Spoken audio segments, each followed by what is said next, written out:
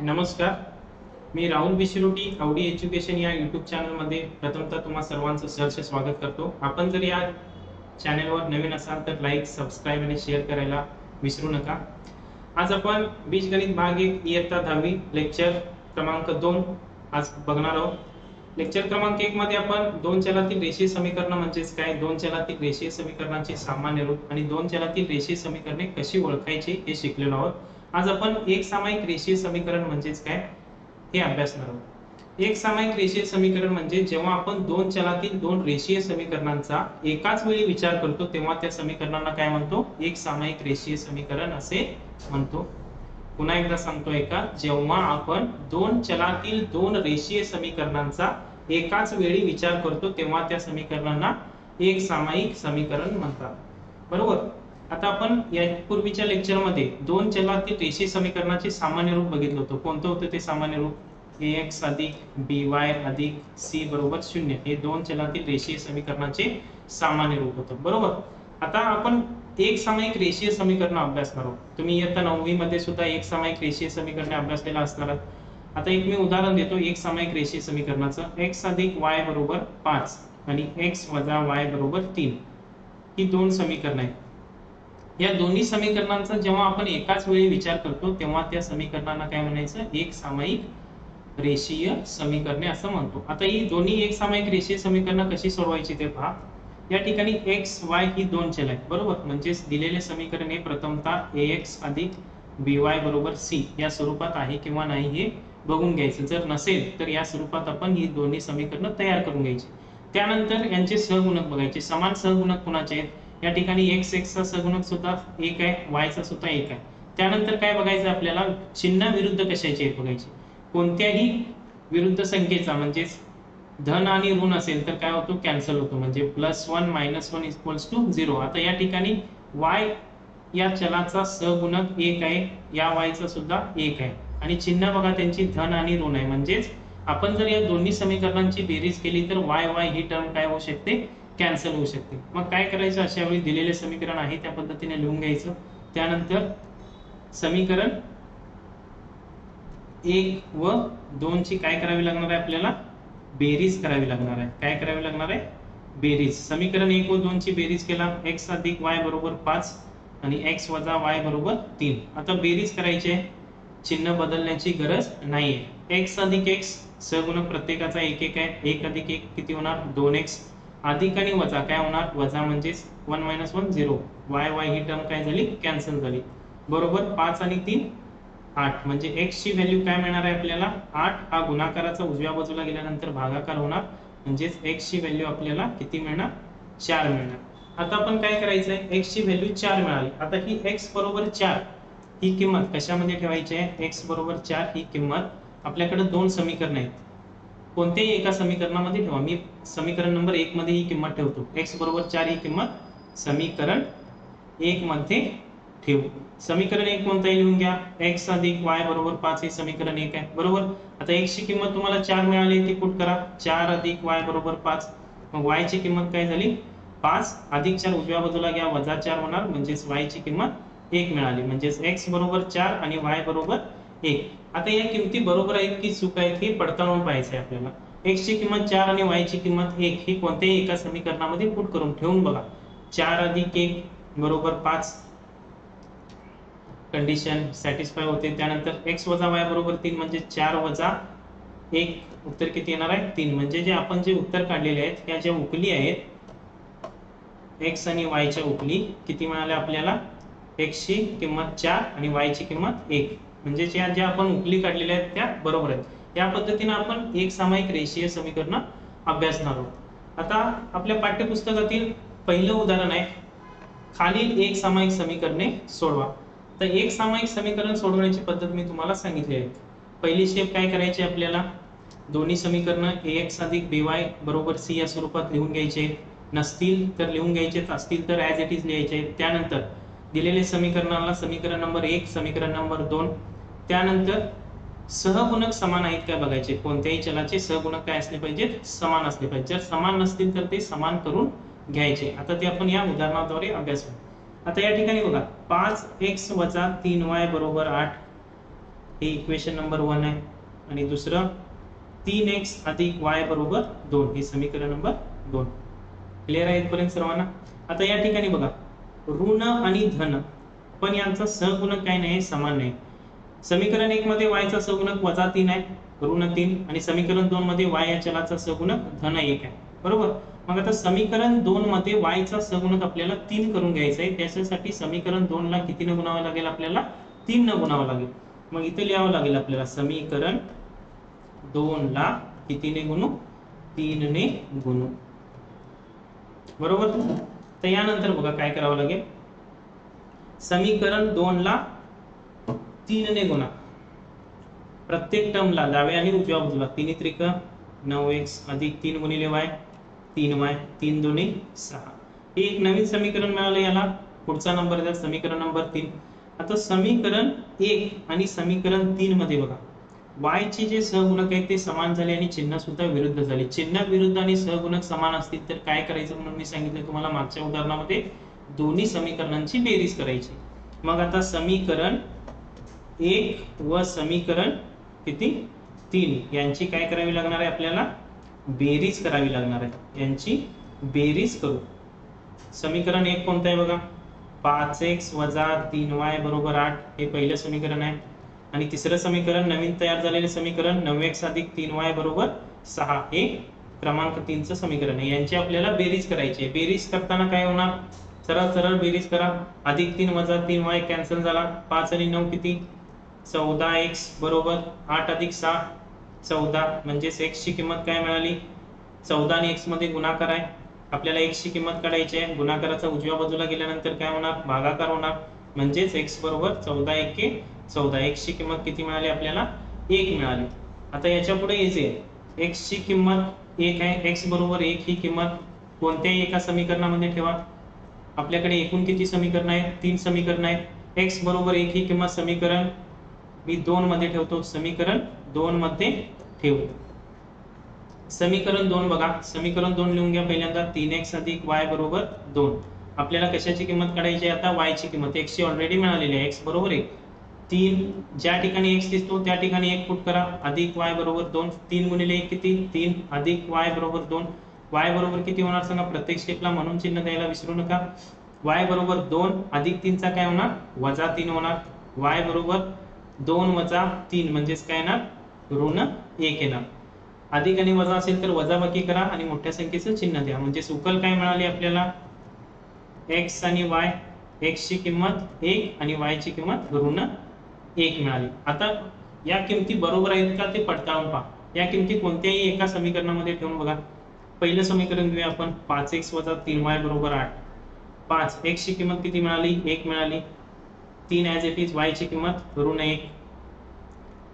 5 गुणिले 1 5, वजा वजा काय होणार, अधिक होणार. 3 एके 3 म्हणजे उत्तर 5 आणि 3 8. म्हणजेच डावी बाजू आणि उजवी बाजू काय मिळाली आपली, समान मिळाली. म्हणजेच आपण ज्या उकली काढलेल्या आहेत त्या बरोबर आहेत. या पद्धतीने आपण एक सामायिक समीकरण सोडवू शकतो. क्लिअर आहे सर्वांना? तर यानंतर बघा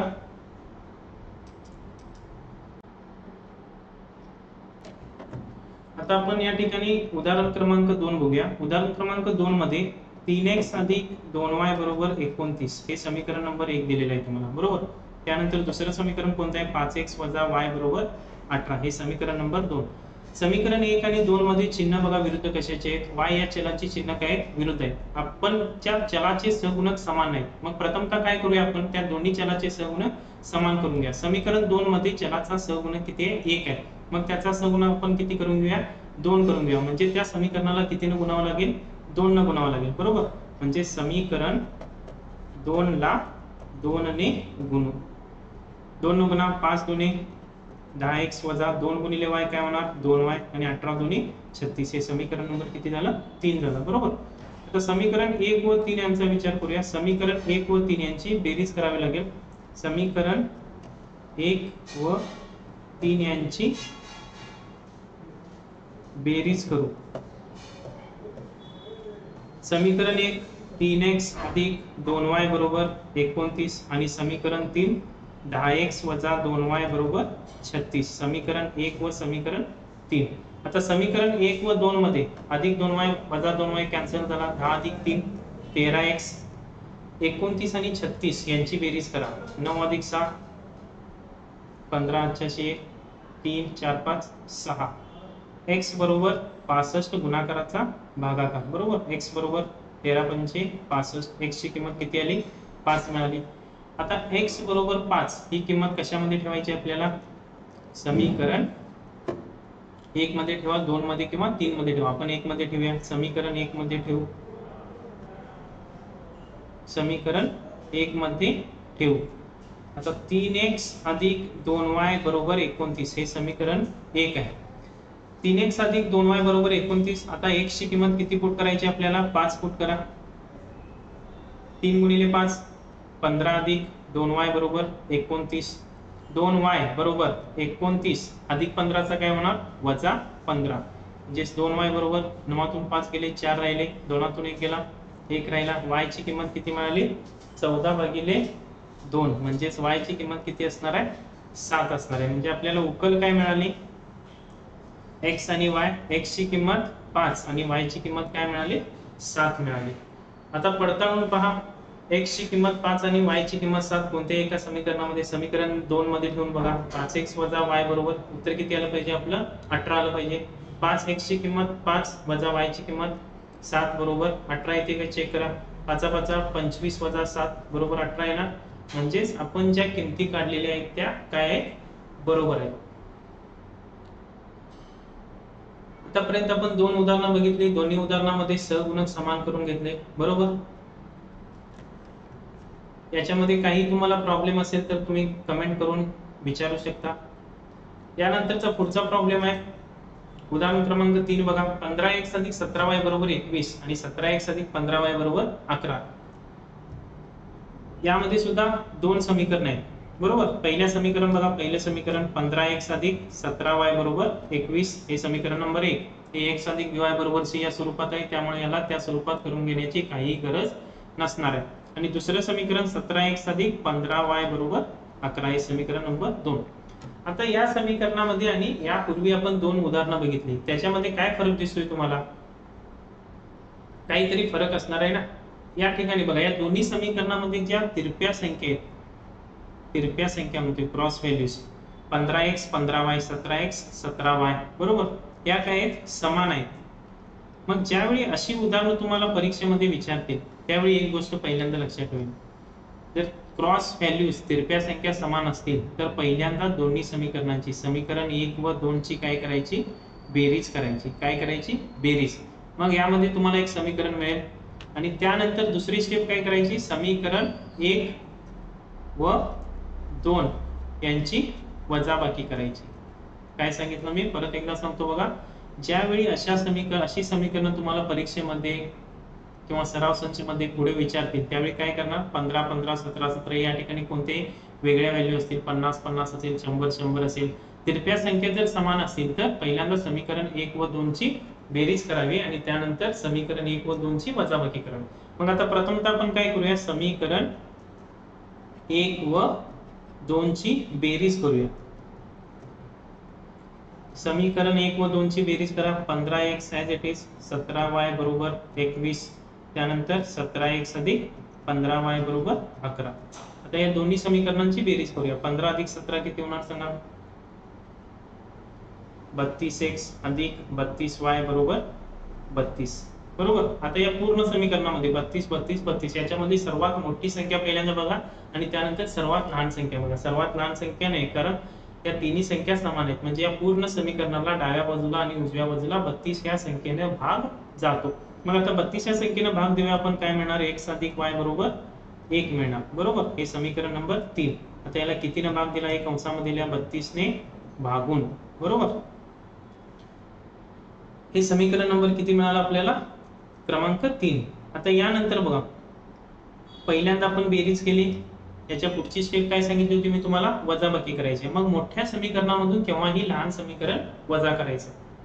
आता यामधलं मोठं समीकरण कोणतं आहे? मोठं समीकरण कसं ओळखायचं? बरोबर चिन्हाच्या उजव्या बाजूला बघायचं, जी संख्या मोठी असेल ते मोठं समीकरण. आता 21 आणि 11 या दोन संख्यामध्ये 21 ही मोठी संख्या आहे, मग समीकरण 1 हे मोठं समीकरण झालं आणि समीकरण 2 हे लहान. मग मोठ्यामधून लहान समीकरण वजा करा.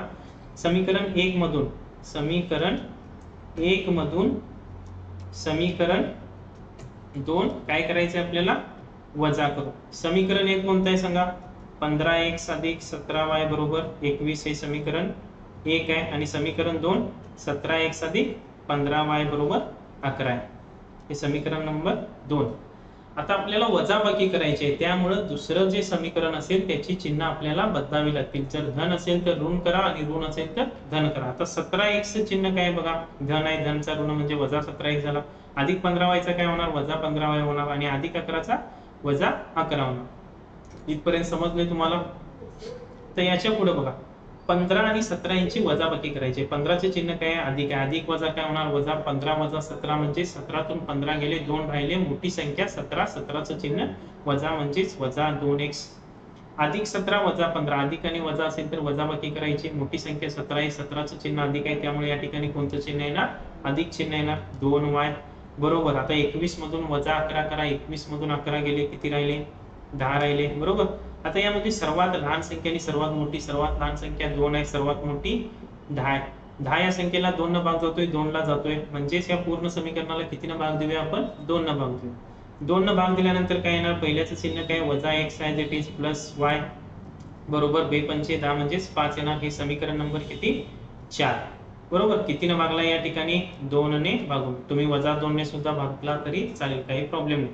आता आपल्याला नवीन 2 समीकरण मिळाली, समीकरण 3 आणि समीकरण 4. मग आता याच्यामध्ये बघा, कोणत्या चलाचे सहगुणक समान आहेत आणि चिन्ह विरुद्ध आहेत त्यांची काय करा? चिन्ह विरुद्ध असतील तर बेरीज करा, चिन्ह विरुद्ध नसतील आणि सहगुणक जर फक्त समान असतील तर काय करायची? आपल्याला वजाबाकी करायची. आता या ठिकाणी x आणि x, समीकरण 3 मध्ये x चा सहगुणक 1 आहे आणि त्याचं चिन्ह धन आहे आणि समीकरण 4 मध्ये x चा सहगुणक 1 आहे आणि चिन्ह विरुद्ध ऋण आहे. म्हणजे आपण समीकरण 3 व 4 ची काय करू शकतो? बेरीज करू शकतो. समीकरण 3 व 4 ची बेरीज करू. समीकरण 3 व 4 मध्ये बघा, x अधिक y बरोबर 1 हे समीकरण 3 आहे आणि समीकरण 4 ऋण x वजा x अधिक y बरोबर 5. आता यांची बेरीज करायची आहे. बेरीज म्हणजे याच्यामध्ये काही चेंजेस करायचे नाहीत. अधिक x वजा x गेट कॅन्सल, 2 अधिक y अधिक y 2y 1 आणि 5 यांची बेरीज किती झाली? 6 झाली. y बरोबर 6/2 म्हणजेच y ची किंमत किती मिळाली आपल्याला? 3. के बे 6. आता y बरोबर 3 ही किंमत कशामध्ये ठेवायची आहे सांगा? समीकरण 3 किंवा 4 मध्ये ठेवू. मी समीकरण 3 मध्ये ठेवतो. समीकरण 3 मध्ये ठेवू. समीकरण 3 कोणतं आहे बघा? x अधिक y बरोबर 1 आहे. ज्या ठिकाणी तुम्हाला y दिसतोय त्या ठिकाणी किती पुट करायचं आपल्याला? 3. x अधिक 3 बरोबर 1. x बरोबर 1 अधिक 3 चा काय होणार? वजा 3. x बरोबर 1 वजा 3 म्हणजे उत्तर काय असणार आहे? वजा 2. म्हणजे उकल काय मिळाली आपल्याला? x आणि y. x ची किंमत ऋण 2 आणि y ची किंमत 3. आता पडताळा घ्या. ऋण 2 आणि 3 या किमती बरोबर आहेत का? कोणत्या एका समीकरणामध्ये ठेवा. 15x अधिक 17y बरोबर 21 येतो का बघा? 15. x ची किंमत किती मिळाली आपल्याला? वजा 2 अधिक 17. y ची किंमत किती मिळाली? 3 बरोबर 21.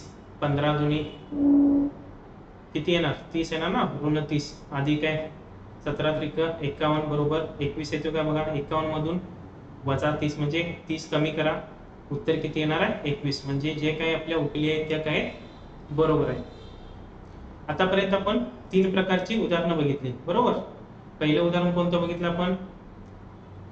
5x वजा 3y बरोबर 8 आणि 3x अधिक y बरोबर 2. त्यानंतर 3x अधिक 2y बरोबर 29 आणि 5x वजा y बरोबर 18. त्या पहिल्या 2 उदाहरणामध्ये आपण काय करून घेतले? सहगुणक समान करून घेतले आणि बेरीज वजाबाकी केली. आणि जे शेवटचं उदाहरण होतं याच्यामध्ये तिरक्या संख्या या काय समान आहेत, त्यामुळे आपण पहिल्यांदा काय करून घेतलं? बेरीज, दोन्ही समीकरणांची बेरीज आणि त्यानंतर वजाबाकी. अशा पद्धतीने आपण तिन्ही प्रकारचे म्हणजे 2-3 प्रकारचे प्रॉब्लेम या ठिकाणी अभ्यासलेलो आहोत. आय होप तुम्हाला आजचं लेक्चर आवडलं असणार. जर तुम्हाला आजचं लेक्चर आवडलं असेल तर नक्कीच लाईक, शेअर आणि सबस्क्राईब करायला विसरू नका. धन्यवाद.